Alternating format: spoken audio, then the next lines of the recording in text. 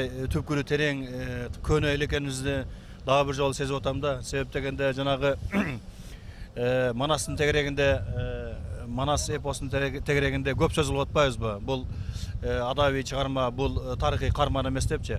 Мына Алтайга келгенде ушул биздин Манастын ушундай тарыхый инсан болгондугу, тарыхый ушундай биздин тарыхыбызда чоң даректүү каарман болгондугуна дагы бир жолу ынанып атам да. Себеп дегенде ушул Алтай менен биздин элибиздин тамыры, биздин тарыхыбыздын тамыры бириккен экен.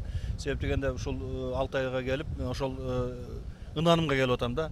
Бул жерде жанагы биздин сөзүбүз дагы, сөз жагынан дагы, дил жагынан дагы, када салт жагынан дагы аябай биз мындай чырмалышкан эл экенбиз. Бул демек биздин жанагы Манас бабабыз ушул Алтайдан ошо Кыргызга көчтү деген, Кыргызстанга, Таласка көчтү деген сөз бул мен үчүн ушундай бир чоң бир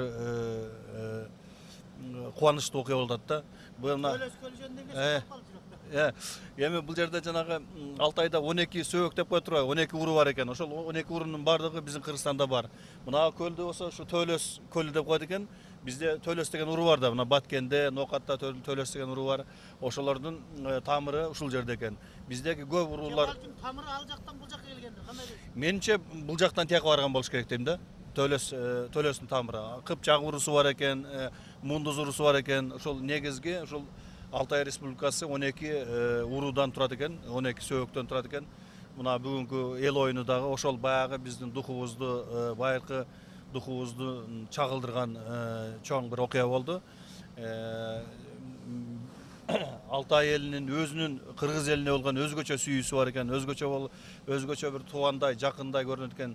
Бул сөзүбүздөн гана эмес, бул дилибизден дагы байкалып турду да мага.